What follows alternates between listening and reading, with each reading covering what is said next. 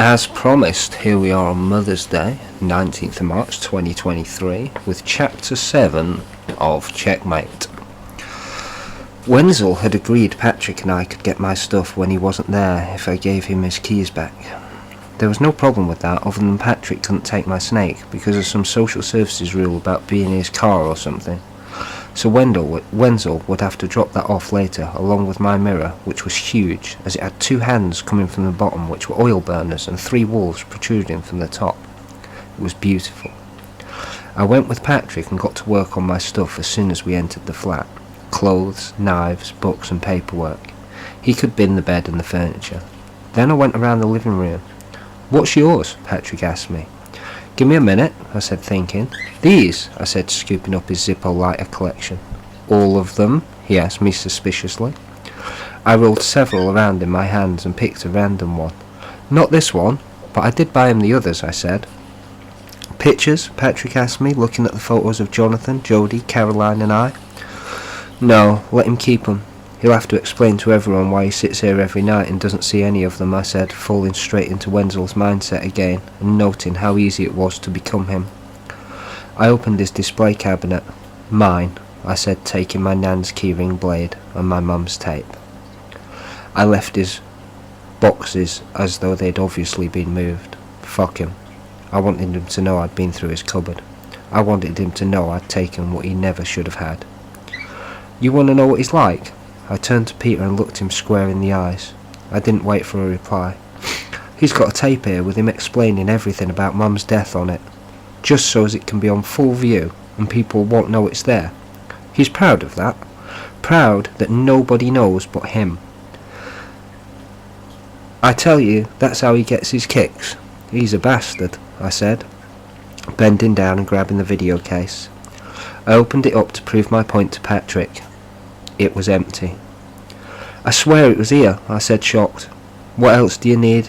Patrick asked me, pretending I'd not even spoke. "Nothing, we're good," I said. "Keys?" Patrick asked me when we got outside. "When I get back to Stephanie's," I told him.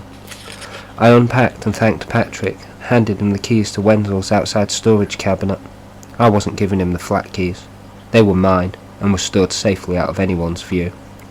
I told Patrick it was the only key I was ever given. Then I called Wenzel. "I've took my stuff. I left my Mega Drive, Oscar the Snake and his gear, plus my mirror. When I get those delivered, you get your keys back. Turn up and put them outside and then leave. I've told the carers if you approach this house to call the police." I hung up. Apparently Wenzel had a go at Patrick, and he wrote a letter to social services telling them that I threatened him when I lived there. That Brenda was right, I am a manipulative liar, and that I'm not to be trusted. I genuinely didn't care. School was okay, but I didn't feel right at home.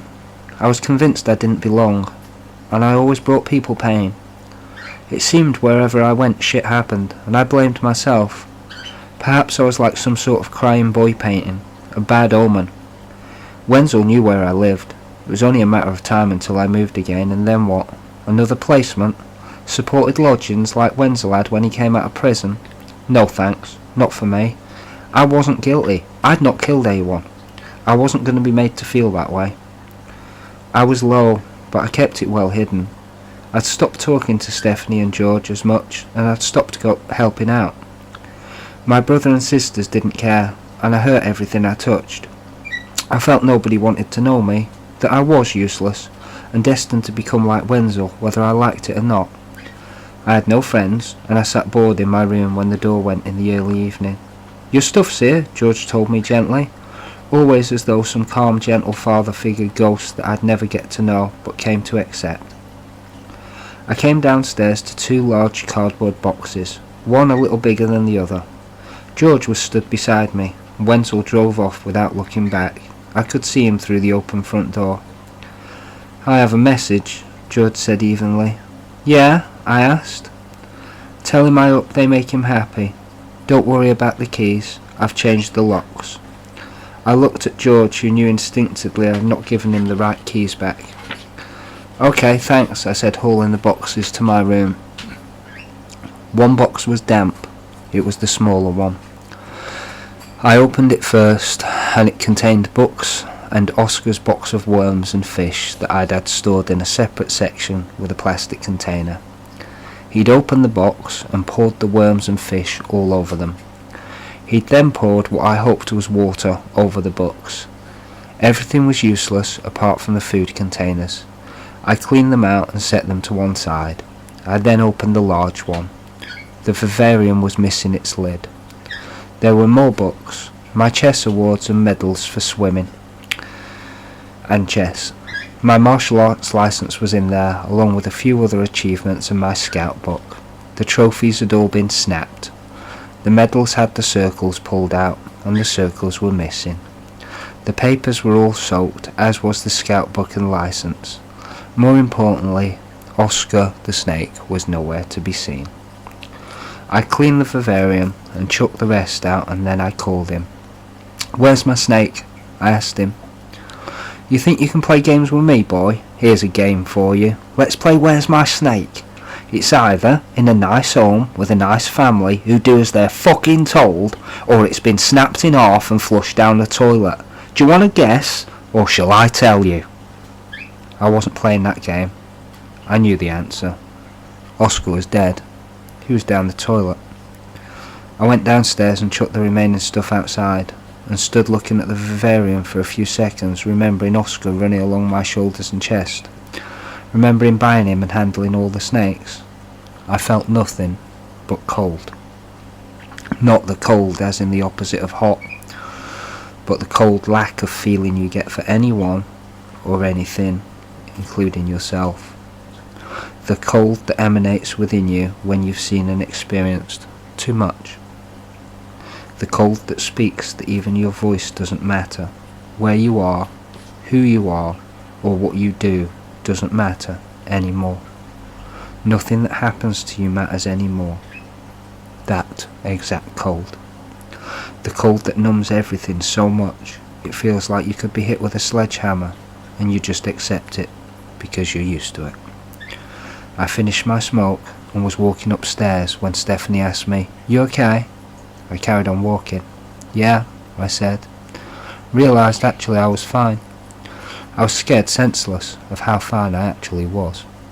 Halfway up the stairs I realised that feeling I had been having for the past few weeks, and if I'm honest, since I returned to Wenzel, now had a meaning.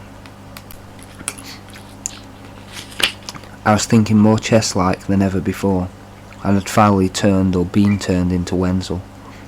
I was at that point where people were just items, because attaching meaning to them meant they could hurt me, whereas if I didn't, I could easily use them for my own gratification. I had no interest in gaining pleasure from them. However, I'd realised nobody was going to help me. He'd killed my mum. He'd stopped us all living together. He'd taken my home, and now he'd killed my snake. I wasn't even angry. I was accepting in a logical and precise manner, and the consequences of that scared me. It was time to make a list. I sat upstairs and looked around. I don't need this bed, this furniture, this house. I've had it all before, and none of it was ever mine. None of it was ever real, and nothing here really matters that much. It helps, but it's not me, and I'm not wanted anywhere. People like Wenzel will keep hurting, killing and abusing people. People like Clive will keep bullying and hurting people. Nobody will do anything because the police are not powerful enough, and the social services are not powerful enough. People have families they protect, and they have so much to lose that they are not powerful enough. People get killed all the time, and somewhere, somehow this has to stop. I wasn't angry, I was just logically going through things in my mind, and something had snapped. Wenzel saw the world as one big game of chess, and he could control all of the pieces. People were there to be played with and set up as he pleased, sacrificed and used again until he'd taken all they were worth. What did I have left of worth? I thought about my family, then Stephanie and George, and then answers started to come to me. Stephanie and George don't have to be involved. You don't have to live here. Your family doesn't care. You don't see them now. What is the worst that can happen? I answered with obvious statements. I'd end up dead, I'd be in prison, I'd get injured. Each one just brought new questions that had little meaning to me. Is life better than death? Are you happy? I wasn't. What's different in prison than living with other people? I'd still have a bed that's not mine, food and clothes that weren't mine, a wardrobe that's not mine. I had a point. I didn't fear death. I welcomed it. I looked down at the empty page and my pen and realised as soon as I started writing, I would put this into action. Then there would be no going back. I'd made a choice to become Wenzel. I'd have to stick with it no matter what, until I got the outcome that I was looking for. I couldn't heal the world, I couldn't save myself, and I couldn't stop the pain. But I could stop Clive bullying people. I could stop Wenzel killing people. I could stop Leslie raping girls. And I could stop all the pain I had inside from hurting other people. I couldn't excuse me, I've had a cough recently. I could end it all if only I could go through with it, and I fought with whether I could become Wenzel or whether I couldn't. I decided I wasn't strong enough to fight him as me, but as Wenzel I could. I could hurt anyone and be fine with it. I wanted to join the army, part of which may involve having to take a life. I could justify that in the line of duty, in the name of a job, but I couldn't justify it for family or physical gratification. I could accept it for self-defence, but not as a means to an end. I knew the pain it caused. I couldn't accept any of these things, but Wenzel could. The police and social services couldn't think like him, couldn't tap into his mentality at will and understand it because it was so alien to them. But I could. Who knows him best? I asked myself. Bernie, I thought. No, she's dead. Who knows him best now? Inside his head. I do, I answered, knowing it, feeling it pushing its way into my veins. I am Wenzel, I said to myself. How would he do it? I asked myself, knowing that like a social services review meeting I had to write out what I wanted, what weaknesses they would find in it, and then how to answer those weaknesses. What they wanted and all the answers they could give, and then how I'd reply to those. I knew, because I'd had to fight for the little contact I'd had already. I picked up the pen and wrote simply, one above the other. 1. Cycle to Macclesfield. 2. Find the Moss Rose estate. 3. Find Morrill Road. 4. Kill Clive. 5. Kill Leslie. 6. Go hiding, then head to Chester, woodland only. 7. Kill Wenzel. 8. Kill myself. Writing it scared me, and I knew the full stop at the end of myself literally was a full stop. Could it be done? Could I find them? Could I live with it? Could I do it? It worked for Wenzel, and he'd keep hurting people. Me, Mum, Rachel and the kids. He'd keep on one way or another until he was dead. Why Clive? Well, he'd made us homeless. He'd attacked Alan. He'd hit his wife, and he deserved it. Why Leslie? He'd raped a girl. The law had done nothing to stop these people. Leslie hadn't even done time for his crime. They needed to be stopped. Everyone knew about them. Nobody cared. Nobody did shit about it. And someone had to do something.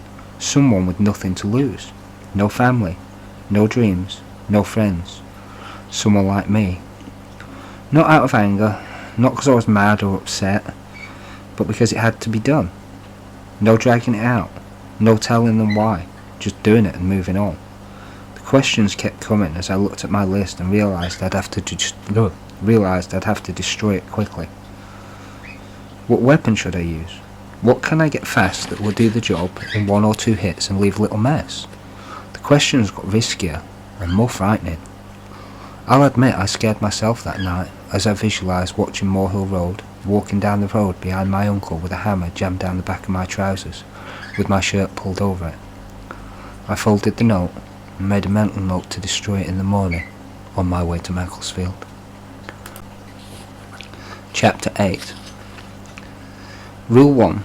No evidence. You must destroy everything you write. Cycle around Knutsford in circles for ages. What if someone saw me from Macclesfield? So what? They won't recognise you after all this time. If they do, just give them a fake name. They couldn't see my thoughts. As long as I destroyed that paper, I'd be fine. I was just another kid on a bicycle, surely. I didn't have anything. Just see if I could make the trip to Macclesfield from Knutsford and just time it.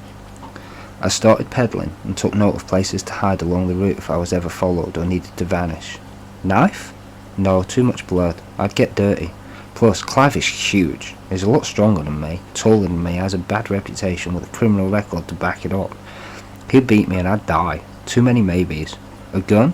Yeah, where would you get a gun, genius? Not too hard to explain away. Scissors? No, too much like a knife. What about a hammer? I travel round a roundabout, but which way to go? I lit a smoke, made a mental note to put the fag butt into a tobacco tin and not on the floor. I didn't know why back then, but I knew all the army books I'd read left nothing behind when they were on a job. Even if they did a shit, it was bagged and taken with them or buried. It's just a check to see in the area, I told myself, cruising around, and hoping straight on was in fact the right direction. It was. I'd recognised the garage from contact visits and swung a left. A hammer, yeah, that'd do it. The impact was stunning whilst I whacked him again. I read somewhere once that a rubber mallet rattled the brain. No, it had to be a claw hammer. I could explain that away and didn't know what a rubber mallet was used for, whereas if I needed I could just use the claw end. Decision made. I came to a dirt path on my right where the road swung left. I've been here before, I thought, seeing Alan and me walking down the road in front of me in my mind's eye. God, how I miss those days. That leads to the tip track, I said to myself, recalling the cycling trip him and I took together. I followed the road left to where there was a shop. Wenzel used to work here. The memories were getting a bit too much. Separating them from my task at hand was becoming difficult. Too many questions in my head. Time to go home, I told myself, as the pressure started to build up. It had become a routine, happy families in the day, planning where to see in Macclesfield in my head and heading out of an evening. I'd visited the canal where Wenzel and I went fishing one day. The next I went to the road where I used to live, and eventually I'd visited every house I lived on the Moss estate, including my Uncle Carl and my old schools. Apart from the odd lad knocking around, it was always quiet, not at all like I remembered it. I'd kept the routine up just for over 2 weeks when I stopped outside a house on Belgrave Road. I was staring at the first property. I could remember Mum inside. I remember she was stood by the back door, and we could partly see through a plexiglass window as she was drinking something that was clear. The sun was shining inwards. I could see it through her hair as I looked up at her. She stared out through the kitchen window, when a guy came out of the house next door. "Okay, lad," he asked me. "Yeah, I used to live here a long time ago," I said, elaborating on the word long without thinking. "Yeah, Wenzel's lad." "That's right, terrible that was. It was in the papers. I thought I recognised you," he said. I didn't answer, which was enough to let him know who I was. I kicked myself for the fuck up, and then my mind started to whir. Creepy guy next door buries cars. My father had told me years ago between scaring me with a robot toy and blowing his toes off. "No, never heard of any Wenzel," I replied. "The woman, I knew her. Had a brother, didn't she?" he asked. "Ah, that's right, old Clive. He still lives around here, you know," he said. "Really?" I answered. "Wouldn't know where by any chance, would you? I was a good friend of his sister's for a while," I added. "If you like, lad. He lives down on Morrill Road, bottom end. Bet he's there too. You know they never left," he said. Then his tone changed to one of warning and important information. "Word of advice, lad. Become a Sikh. I see your place. Become a Sikh," he said, touching his nose and tilting his head downwards. I didn't know what he meant. Crazy old bastard, I thought. But I'd heard enough, and I'd felt even more. That guy could see straight through me. He knew who I was, why I was there, and what my intentions were. What's more is he also seemed to be familiar with those intentions. I feared him and respected him immensely. "Wait here," the guy said, as I'd not answered for several seconds, other than to move my bike 4 steps backwards so I could take off in a hurry if needed. He reappeared with cakes. "They'd be pleased to see you, you know. It's been a long time," he said. I declined the cakes and took off on the bike. Why was he wanting me to hang around? Who had he called when he was inside? Why was he offering me cake? Who was on the way? What the fuck is a Sikh? How did he know me? 101 thoughts jumped through my head, but the two that stuck were, become a Sikh, and they'd be pleased to see you. I mean, would they? Really? What if everything I'd been told was lies? What if Clive wasn't violent? What if he was just like me and had tried to fight Wenzel but failed? What if everyone was really good on Mum's side and I just believed the shitty parts because that's what I'd been told? What if Jack was actually a decent guy and was someone else who scared Caroline into lying about Wesley because it was them that had abused her? My head wanted to shut down and sleep for 10 years to charge up. No, they just deserve to die. It's one old man who thinks he saw someone he might recognise who was a young lad who rode a bike. So what? Even if he did have feelings that he thought he knew someone, who cares? They'd be pleased to see me. Fuck off. If that was true, they'd come and see me and care. They did fuck all like everyone else. Clive kicked Wenzel's back in and we became homeless. He attacked Alan. He deserves it. But then, they are my family. As soon as the word family entered my head, I felt the tears starting to form. Pleased to see me, I repeated. The memories in Macclesfield were starting to haunt me. Who was I? What about my plan? If I was Wenzel, then they should die, and so should he. If I was me, then I couldn't fulfill my plan without knowing the truth, and I couldn't know the truth without letting them know me. I decided everything from what to use, what to wear, down to how to do it, into finding Wenzel and ending him as well. I thought of it every day for 2 weeks, apart from how to actually kill myself. I skipped going to Macclesfield, spent the evening sat at the bench at Stephanie and George's. I knew I'd missed the bench, and I knew I'd missed both of them. What if Wenzel deserved the kicking? I couldn't off Clive not knowing, but if I met him, people would know, and I'd be found out, obviously. Fuck it, how would I ever know if I had family if I didn't give it one last shot? Besides, if it didn't work out, I could always go back to plan A. What did I have to lose? I spent 10 minutes looking at the houses where I used to live on Murrow Road, and thought fuck it, it's do or die. I parked my bike outside the gate ready to leg it if shit went bad. I knocked on a house that looked familiar, and it wasn't one of the two I'd lived at before, and a short round woman answered who I reckoned immediately as Aunt Betty. Yes? She asked, not recognising me at all. I'm looking for Clive, a tall fella, used to have a wife called Maggie. A taller, slimmer woman opened the door further and stepped out. Who are you and what do you want with Clive? She asked. She had this way of appearing mad even when she wasn't. Her hair was yellow blonde colour and looked clean, as Betty looked like she'd just been sat in the washing machine. Hi Maggie. Betty, I said, nodding. Guess you don't recognise me, eh? I added. You're Wenzel's brother. What do you want? Maggie asked. No, I'm not. I'm Wenzel's son, Tracie. You don't remember me, I replied. Betty invited me in and wanted to know everything. Whilst I dodged questions in the living room, Maggie made herself busy on the phone. She kept popping her head around the door like I might have a bomb up my sleeve. I was ready to detonate at any moment.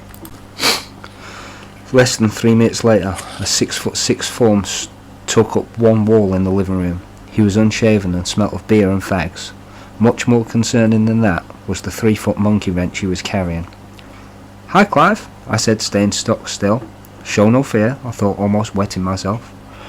That's not his brother, Clive said, putting the wrench down, but leaning it against the wall within easy reach. Tracie? He asked. Clive, it's me, I said. Prove it. When's the last time you saw me? He asked me. You approached me at Mum's funeral. The social workers wouldn't let you near me. You sent a radio-controlled car to my foster home. And the last time I saw you before that involved Wenzel and an ironing board. Clive laughed. Fuck me, it is him. Pub? He asked, running upstairs and returning with a photo album. We entered the Golden Lion pub I'd remembered visiting as a child. Clive had worked there for a while and seemed to know everyone in there. Apparently he was both security and a pipe puller, but at the moment he was working at a garage down the road.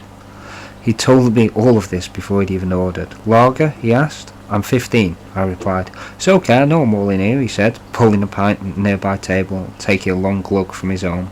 I'd never had lager. Excuse me. It was foul and I sipped it. So where you been? It's good to see you. I knew you'd come back. You always were loyal to family, he said, grinning, putting his huge paws on the table in front of me. His moustache kept rising each side when he spoke. We had a good catch-up. I kept looking around the bar for faces I knew. Clive seemed genuinely happy to see me and acted as though all of his fights had never happened. He showed me photos, and he even gave me some of them. Some were of me, Pat and Alan, some were of all of us together. It felt good to hold them. His mum was my nan. Did he know how she treated Caroline and Bernie? He told me he did. Pat didn't like girls, he said with a shrug, as though it was no big deal. Any questions? He asked. Yeah, I had about 800, but none I could ask him there, or even this soon from meeting him, for what felt like the first time. But also like meeting someone that I'd known for years. Phil still around? I asked, just because I remembered he was always a good laugh as a kid. Well, until he was there when Wenzel was beaten up anyway. Yeah, want to meet him? Come on, we'll go see him. He'd be chuffed you've come back. Do you remember Roger? Clive asked me. I didn't, although the name rang a bell. Oh, he used to take Caroline out a lot. They went camping together. Roger Mucker, silly fucker. He laughed at his own joke, and his moustache did a jig. You done? He said, pointing to the beer as he downed his own. Yeah, I said, looking at the 3/4 full pint. He downed it and won. Nothing changes, I thought.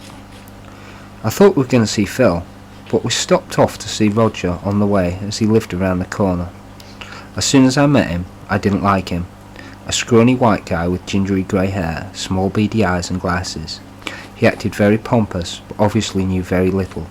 He owned his own carpet cleaning business, according to the sign on the side of his van outside. He had a ginger-ish moustache and seemed like he wanted to appear spooky. It made him look like a twat. He smoked a pipe, and when I lit a cigarette, he gave me a special pipe lighter to keep. I told him the story of Wenzel's lighter to try and keep him talking. So you plan on staying? He asked me, a hint of get lost in his voice.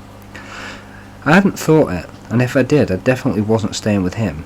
He was creepy, and I was sure he had a thing for kids straight away, but I didn't know why. I told Clive later, I don't like him. There's something about him and I can't put my finger on it. He's alright, Clive said dismissively. I told him I'd see him again, but I had to go. I cycled back to Stephanie and George's. I felt safe there. Macclesfield didn't feel safe now. People knew who I was and what I looked like. Moss Rose Estate had the highest crime rate in the area during the 80s and 90s. In fact, side note away from transcribing or whatever it is that I'm doing, reading this book out on podcast, not transcribing evidently, there is actually several newspaper articles you can go and look up from around this time. In fact, there is many that will tell you about the petrol bomb riots of specifically the 80s on the Moss Estate, and they're all available online. And I know most of the people through these articles, fortunately and unfortunately. And I'm just going to throw this out there because I can, because this person's a sick son of a bitch. But I wasn't wrong about this guy. This, remember Roger, he asked me. Roger's not his real name, because this is how the law works. The law's shit. This guy abused several children, graphically. I don't just mean, as wrong as it is to Copperfield. I mean, he did a lot worse than that. Yeah, this person's a sick son of a bitch. Eventually, like 18 years or more later, this guy got caught and he did get sent down, and his article's out there as well. A carpet cleaner from Macclesfield who abused children. It doesn't take much to find. Unfortunately, that bastard's still alive. So no, I don't like a lot of these people. I was right as a kid. I should have been listened to. How many people wouldn't have been hurt if I'd have been listened to? How many people wouldn't have been hurt if other children would have been listened to? And I mean hurt in the way that lasts lifetimes. Yeah. Okay. Continuation of Checkmate. I didn't tell Stephanie and George straight away. It didn't feel right, and I was sure if they knew social services might have something to say about it, so I kept stum. The following day I cycled back to Macclesfield a little bit lighter. I knew I was going to be moving back. At least I had family, even if they were unique. Perhaps they would be loyal and maybe even understand me a little bit better than other places I'd been, because they knew the score. They knew that what I'd been through and the people involved. Or maybe I was just kidding myself. Fuck it, I still had plan A. It just changed to being plan B. If Wenzel could switch people on and off in his head to suit his needs, then so could I if need be. There's nothing stopping me learning what I could about my past from them, surely, hearing their side of Mum's story. I was told Phil was working at Scope, doing something called community service. I thought because of its title it was a good thing, he was doing it to help out a charity. I had fond memories of him as a child and was looking forward to seeing him. He used to swing me around the living room at Nan's. I stood outside next to my push bike and watched him serve customers through the big glass window. I turned my bike around and pointed it downhill in case he ran out. But he wasn't happy to see me after all. He kept looking over his shoulder like he was scared of something. It looked like a nervous habit, or perhaps he was scared of being seen by someone. Although he seemed happy and friendly when he was speaking to customers, when he thought no one was looking, he had a habit of looking very serious, like Severus Snape from Harry Potter. I went in and made out to be checking out the items on the shelf. He ignored me, went out the back. When he returned, I said, "Hi, Phil." His thin frame and greasy long brown hair and protruding nose stopped stock still. He eyed me for a few seconds, then his nose darted left and right like a parrot on speed looking for more of me. "Do I know you?" he asked. "You could say that, you're my fucking uncle," I replied, expecting a huge "Tracie!" or a hug or some sort of huge reaction. "Oh, okay," he replied. "Tracie?" I added, giving him a name. He looked at me stunned. "Clive said to pop in," I added. "Oh, okay. Wondered how you were," he said, doing his parrot bit again. No big welcome from Phil then, I thought. He made small talk. I left, promising to come back another time. Yeah, okay, you do that," he said nervously. I got on the bike with confidence and sped off. I turned left as soon as I was out of sight and counted to 90 and cycled past the other side of the road. He was outside on the other side of the road on the phone to someone, just as I thought he would be. What the hell was going on? What was the big secret? Why did my face cause so many people to act weird? Who was he calling? Should I be worried? I went back to Betty, who invited me in. "Did you see Phil?" she asked me. "Ah, that explains the phone call," I thought. We chatted, and Betty wobbled when she walked, laughed or moved. She was a severe depressive. She'd lost her sister years ago and she never recovered. I made a mental note never to turn into her. She went into the kitchen to brew up, and I followed. Somehow it felt familiar, even though it wasn't one I'd lived in. "Houses are all the same here, aren't they?" I asked her. "No, dear. You lived here with Pat and Alan as a baby," she told me, filling in a blank. "All the ones on this side of the road are the same. The ones on the other side are back to front," she said. "When they moved, we did a three-way exchange and we got this place," she explained. "You and Phil are married," I said, not knowing how I knew it, but somehow they went together. "We were, but we split up. Now he's with Willow. We still have fun. He stays sometimes," she added, like it was a big secret. I said nothing. As far as I knew, she was married to Phil, and I had no idea who Willow was. I spoke to Clive. "He says you can stay here if you like." I was totally surprised. She hardly knew me, but I didn't ask why she'd asked Clive's permission, as he doesn't live there. I knew back rules, as I'd remembered from a kid. Nothing happens in Macclesfield without Pat saying so. So now Pat wasn't around, that responsibility must have fallen to Clive. "Really?" I said, shocked.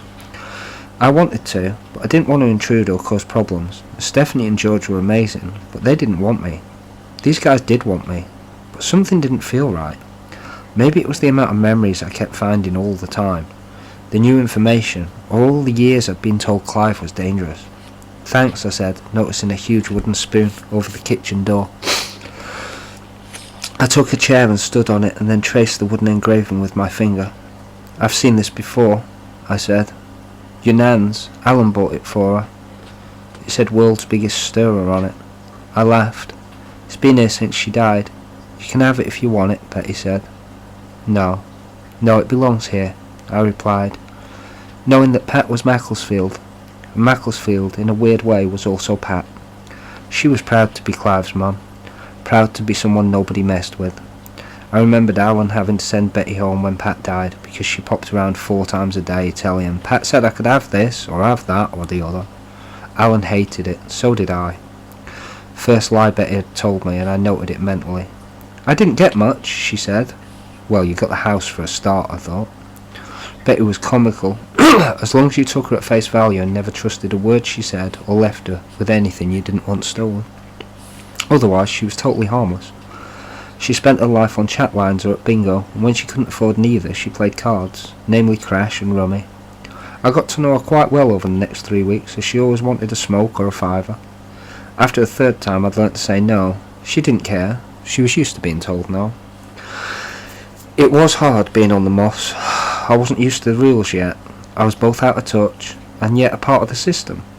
It was unlike a place I'd lived before, other than as a child, and the rules didn't apply to children. I came to understand that all families are different.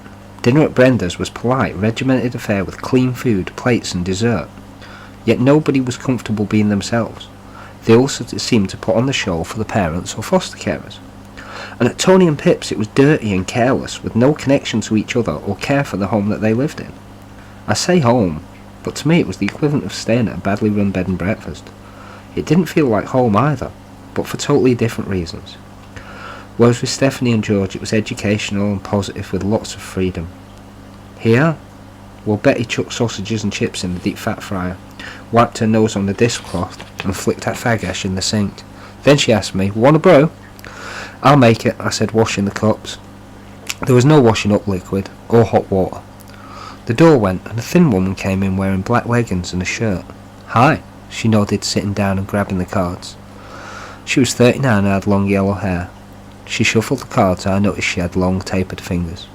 "Would you like to play with me?" she asked. I coughed. "Yeah," I said, taking a seat. Betty rattled on about Courtney, and how she'd moved in when I left.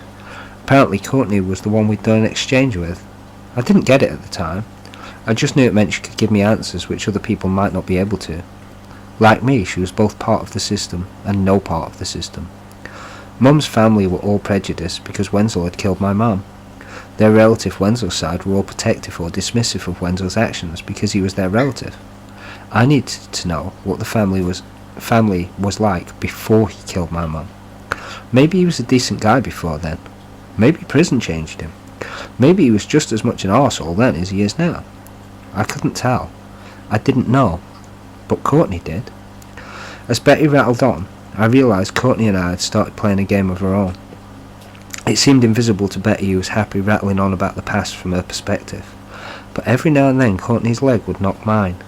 When I dealt her cards I made sure the ace of hearts was on her bottom pile, so it was always her first card seen.